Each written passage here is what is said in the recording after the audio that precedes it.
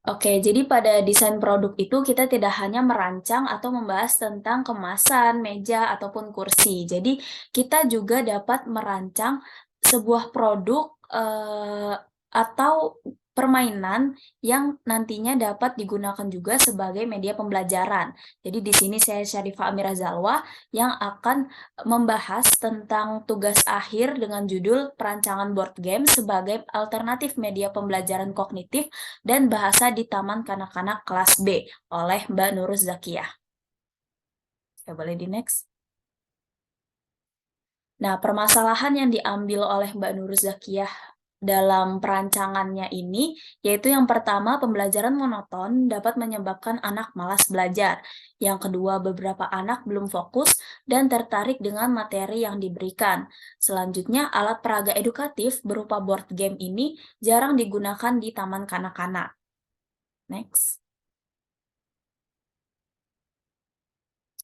Kemudian ada batasan dan ruang lingkup. Yang pertama, produk disesuaikan oleh target user, yaitu anak pada taman kanak-kanak kelas B.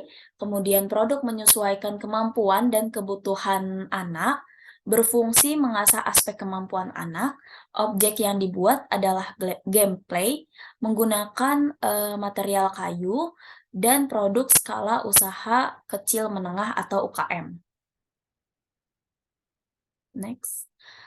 Nah, lalu apa sih tujuan dari Mbak Nurus ini, mengambil tugas akhirnya ini dengan, produk game board sendiri? Jadi tujuan Mbak Nurus sendiri itu yaitu membuat alternatif media pembelajaran yang berfokus pada aspek kognitif dan bahasa anak-anak dengan mengusung tema atraktif dan ramah untuk anak. Kemudian tujuannya juga untuk membuat media pembelajaran yang dapat meningkatkan fokus dengan membuatnya tertarik sambil meningkatkan aspek perkembangannya. Next. Nah, terus ini ada jenis alat peraga edukatif. Jadi jenis-jenis alat peraga edukatif itu ada 7. Nah, yang pertama itu Montessori. Nah, apa sih Montessori itu? Jadi Montessori itu adalah metode yang dapat menumbuhkan sisi kritis dalam berpikir sang anak. Jadi nantinya metode ini itu sang anak bisa penggunaannya itu diserahkan pada sang anak semua, sehingga si anak tadi bisa belajar tentang kemandirian, kebebasan, dan keteraturan. Contoh dari Montessori itu sendiri, yaitu puzzle huruf ataupun angka. Jadi yang biasanya, terdapat papan, terus ada lubang-lubang seperti itu. Nah, jadi angka ataupun huruf tadi bisa kita masukkan ke lubang-lubang yang sesuai. Kemudian yang kedua ada Peabody. Nah, Peabody ini adalah alat edukasi berupa boneka yang dibuat untuk membantu anak mengembangkan, aspek bahasa secara intensif. Nah, terus Peabody ini juga meliputi pengenalan warna, bentuk, dan kosakata yang ada di dekat sang anak. Jadi contoh dari Peabody itu yaitu, boneka jari. Nah, biasanya boneka jari itu, berbentuk hewan ataupun orang-orangan yang nantinya dimasukkan ke jari-jari kita, seperti itu. Kemudian ada balok kuesioner. Nah, balok kuesioner ini yaitu balok warna-warni dengan berbagai ukuran yang dapat menarik minat sang anak. Nah, balok ini nantinya bisa sebagai media berhitung ataupun media, menyusun dari si anak itu sendiri. Kemudian lanjut ada Frobel. Nah, Frobel ini itu dia sama sama kurang lebih sama seperti yang balok kuesioner. Jadi Frobel ini juga balok, tetapi dia baloknya itu, beragam bentuknya. Jadi ada yang lingkaran, kerucut, tabung, dan sebagainya. Jadi, eee, si anak ini bisa bermain secara spontan seperti itu. Dia bisa, menyusun baloknya seperti rumah ataupun seperti bentuk-bentuk lain yang dia inginkan. Lanjut ada kotak alfabet. Nah, kotak alfabet ini dirancang menggunakan banyak warna dan dapat digunakan untuk menyusun huruf dan juga angka. Nah, kotak alfabet ini biasanya terbuat dari kayu ataupun akrilik. Selanjutnya ada kartu lambang bilangan. Nah, kartu lambang bilangan ini dapat digunakan untuk mengenalkan anak terhadap angka dan juga mengurutkan lambang bilangan. Yang terakhir itu board game. Jadi board game ini juga, dapat meningkatkan minat anak dalam belajar karena di dalam board game itu sendiri terdapat banyak komponen, terus warnanya juga beragam serta gambarnya yang bermacam-macam sehingga anak, dapat lebih cepat tertarik dengan board game ini.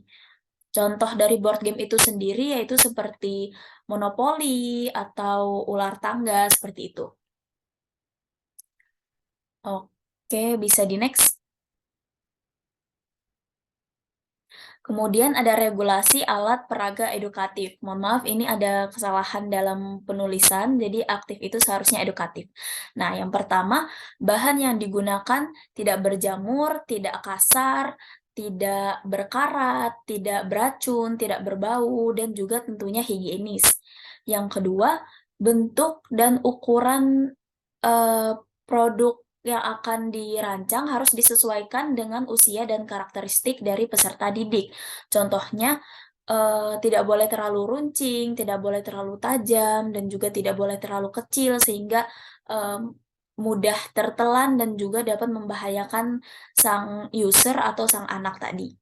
Selanjutnya beberapa APE atau alat peraga edukatif yang termakan usia karena aus atau korosi itu, dapat mengakibatkan teksturnya semakin kasar, permukaannya berlobang, terus banyak serpihan tajam, dan, semua hal tadi itu dapat mencederai si peserta didik atau, sang anak tadi. Jadi, kita sebisa mungkin mencari material yang tidak cepat aus atau korosi agar menghindari hal-hal yang dapat mencederai peserta didik tadi. Terus yang terakhir itu, jika menggunakan air, listrik, ataupun energi lainnya, perlu diperhatikan pemasangan instalasinya sehingga aman dan tidak membahayakan sang anak. Oke, boleh di-next. Nah, selanjutnya subjek dan objek perancangan. Next. Nah, subjek, dari perancangan ini adalah APE, alat peraga edukatif, berupa board game berbahan kayu sebagai alternatif media pembelajaran yang dapat digunakan untuk membantu anak, mengenal angka, huruf, belajar menulis, membaca, berhitung, dan juga, mengeksplor dirinya sendiri itu dalam satu permainan dan ataupun satu board game seperti itu. Kemudian boleh di-next. Nah, kemudian objek. Nah, jadi objek objek dari bentar, oke. Objek dari si perancangan ini yaitu yang pertama gameplay. Nah, gameplay ini, dibuat untuk menimbang kebutuhan dan kemampuan anak untuk, eee, mengatur sendiri alur permainannya, terus tujuannya dan pengalaman yang membuat si anak tadi tertarik dan juga tidak mudah bosan. Sehingga aspek perkembangannya dapat, tercapai dan, didapatkan. Kemudian komponen APE. Komponen APE sendiri itu berupa token, pion, kartu, dadu, dan juga papan permainan yang dibuat berdasarkan tema yang telah dipilih, setelah melalui beberapa proses pada product development. Nah, tema yang diambil oleh Mbak Nurul Zakia itu sendiri yaitu tema luar angkasa.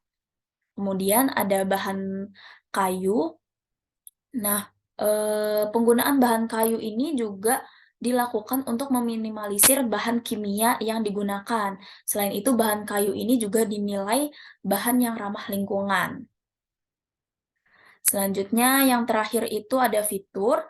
Nah, fitur ini sendiri, fitur yang ditawarkan oleh perancangan ini yaitu writing tablet yang dapat anak gunakan untuk menulis dan juga menggambar, yang nantinya dilengkapi oleh pen tablet. Nah, Komponen-komponen tadi itu mempunyai kuncian. Nah, kunciannya itu berupa magnet agar komponen yang diletakkan di storage tadi tidak mudah jatuh. Oke, boleh di next. Selanjutnya ada implementasi konsep desain. Nah, jadi tadi setelah melalui beberapa tahap, konsep desain alat peraga edukatif ini menghasilkan beberapa keyword. Jadi keyword yang didapat tersebut antara lain fun, geometri, dan atraktif. Nah, eee, keyword-keyword tersebut nantinya akan dituangkan oleh kemudian dituangkan oleh sang penulis atau Mbak Nur Zakiyah ini ke dalam mood board seperti pada gambar yang telah, ada di layar, itu seperti itu. Nah nanti, mood board ini mengambil bentuk-bentuk yang geometris sehingga dapat menarik, sang anak. Terus juga warna-warna yang diambil itu merupakan warna-warna yang cerah, terus, bentuk-bentuknya juga beragam agar sang anak tertarik nih terhadap board game tersebut. Lanjut. Nah, kemudian ini ada eksplorasi sketsa ide. Jadi di sini ada sketsa-sketsa dari Mbak Nurul Zakiyah sendiri, mengenai board game tadi. Mungkin karena kurang jelas di sini bisa next ke slide selanjutnya. Kemudian ini ada alternatif desain yang pertama. Yang pertama itu bentuknya, lebih ke kotak, kemudian nanti sisi-sisi ujungnya itu bisa dibuka. Nah, setelah dibuka nanti baru terlihat di situ ada layar LCD tabletnya dan juga terdapat pen tabletnya juga. Bisa next. Nah, lanjut alternatif desain kedua. Nah, alternatif desain kedua ini dia lebih kompleks bentuknya dan sedikit lebih rumit juga karena dia mempunyai lebih banyak sudut. Oke, next alternatif desain ketiga, itu sisi-sisinya lebih melengkung daripada yang pertama ataupun kedua, tapi dia di sini, tetap mengambil konsep yang sama seperti alternatif yang pertama tadi. Jadi hanya bentuknya saja yang berbeda, tapi, eee, cara penggunaannya tetap seperti yang awal, jadi dibuka tutup seperti itu, konsepnya lipat, ya. Oke, di next. Nah, selanjutnya ada pemilihan alternatif. Next. Jadi dari beberapa alternatif tadi dipilih beberapa bentuk yang, mmm, akan dilanjutkan ke tahap selanjutnya nantinya. Yang pertama, menggunakan bentuk geometris yang simple, kemudian bentuk-bentuknya mudah diproduksi, yang ketiga itu menggunakan sistem lipat agar si produk tadi itu lebih kompak dan lebih efisien. Bisa dilanjut. Selanjutnya pengembangan desain, ya di next. Nah, pengembangan desain ini sendiri ada beberapa komponen, yang pertama itu papan. Nah, papan ini digunakan untuk tempat tablet, tempat bermain, dan storage komponen. Kemudian ada pion. Nah, pion ini terdiri dari 4 kepala dan 4 badan dengan desain yang dan warna yang berbeda. Jadi, seperti 4 orang-orangan kecil seperti itu dengan tema luar angkasa tadi dan warna yang beragam sehingga sang anak, bisa tertarik nih dengan pion-pion ini. Kemudian ada token. Nah, token ini terdiri dari 24 huruf mulai dari A hingga Z. Next. Selanjutnya ada dadu. Nah, dadu ini terdiri dari 3 dadu, 2 dadu angka, dan 1 dadu simbol yang nantinya digunakan untuk kebutuhan bermain. Kemudian ada pen. Pen ini sebagai kebutuhan menulis dan juga menggambar, di layar LCD nantinya, karena tadi, mengusung konsep writing tablet tadi kan. Nah, terus selanjutnya ada kartu. Nah, kartu ini berisi tema-tema yang akan dijadikan pembelajaran untuk anak. Jadi, eee, tema yang diambil tadi kan, eee penggabungan antara luar angkasa dan juga permainan tradisional atau yang biasa kita sebut dengan ABC 5 dasar seperti itu. Jadi nanti di dalamnya ada nama-nama buah, nama-nama sayur, nama-nama kota seperti itu. Jadi next.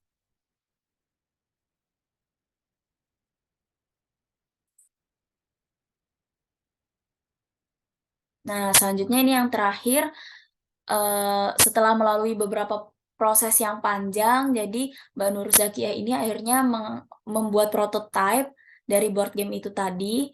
Jadi bisa dilihat pada gambar itu, board game-nya berbentuk kotak seperti pada gambar alternatif desain yang pertama tadi, terus terdapat pion-pion, terus, pada gambar bagian bawah kanan itu terdapat layar LCD dan juga pen tablet. Jadi nanti begitu, sisi-sisi board game-nya dibuka, nanti langsung, terlihat di situ ada layar dan pen tablet yang nantinya bisa, eee, digunakan untuk sang anak menulis ataupun menggambar. Oke, mungkin itu aja dari saya. Semoga, hasil tugas akhir dari Mbak Nur Zakiah ini dapat menginspirasi bagi kita semua. Jadi saya akhiri, mohon maaf apabila ada salah kata. Saya akhiri, wassalamualaikum warahmatullahi wabarakatuh.